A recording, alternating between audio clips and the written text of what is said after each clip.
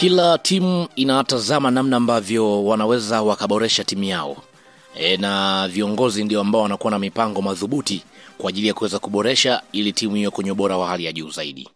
Kwenye upande wa klabu ya Simba tumeweza kuwatazama ndani ya msimu huu licha ya kuweza kushinda michezo yote ambayo wameweza kuicheza.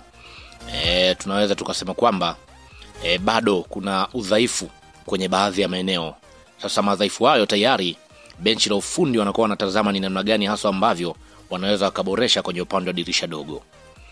Sasa kuna taarifa juu ya klabu ya Simba kuwapa taarifa baadhi ya wachezaji kwamba kama hawataweza kuonyesha kile ambacho walikuwa wakikitarajia kutoka kwao, basi wataondoka ndani ya klabu hiyo. Na tayari nina majina hapa ya wachezaji ambao wanatajwa huenda dirisha dogo wakasepa ndani ya klabu hiyo. Lakini kabla sijakwenda kukutajia hapa orodha, nikukumbushe tu kwamba hii hapa ni Swahili Media. Kama bado hujaweza kusubscribe, basi nikuombe subscribe ili tuwe pamoja siku zote. Mimi naitwa Chicharito, karibu tuweze kuangazia taarifa hii kiundani zaidi. Klabu ya Simba inaelekea kufanya mabadiliko makubwa kwenye kikosi chao, hasa pale ambapo dirisha dogo la usajili litafunguliwa, baada ya taarifa kutoka ndani ya klabu kuthibitisha kuwa wachezaji takriban 7 wapo kwenye orodha ya wanaoweza kuachwa au kutolewa kwa mkopo kufuatia tathmini ya benchi la ufundi linaloongozwa na mwalimu Dimitar Pantev. Baada ya kikao cha ndani kilichofanyika wiki hii kati ya benchi la ufundi pamoja na uongozi umeamua pia kutazama na kuhakikisha timu itakuwa kwenye ubora kwenye michezo yote. Chanzo cha karibu na benchi la ufundi kimeeleza kwamba tathmini ya kwanza imebaini kwamba wachezaji kadhaa kutokidhi matarajio, lakini pia wengine wakiwa na changamoto za kiafya na wengine kushindwa kuendelea na kasi ya timu. Sasa hii hapa ndio orodha rasmi. Golikipa Hussein Abel. Golikipa huyu ameshindwa kupenya kwenye nafasi ya ushindani. Namba 1 tunafahamu ni Pilipini Kamara, lakini pia golikipa namba 2 ni Yakubu Suleiman. Sasa kwa upande wa golikipa huyo huenda akasepa ndani ya klabu hiyo kulingana na tathmini ambao anaweza kuifanya. Lakini pia mchezaji mwingine ni pamoja na Awesu.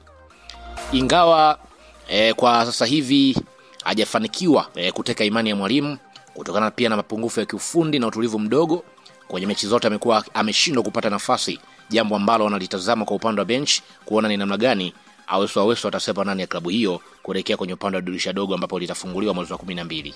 Lakini pia mchezaji mwingine ni Mohamed Bajabel. Mchezaji huyu ameonekana kuteseka zaidi na majeraha, hali ambayo inamfanya akose mechi nyingi tangu msimu uanze. Uongozi unaonyesha hali ya kumwamini, lakini kutokana na hali yake ya kiafya kuna uwezekano mkubwa akatolewa kwa mkopo na kupumzishwa msimu mzima hadi atakaporejea vizuri. Lakini pia mchezaji mwingine ni pamoja na David Kameta Duchu.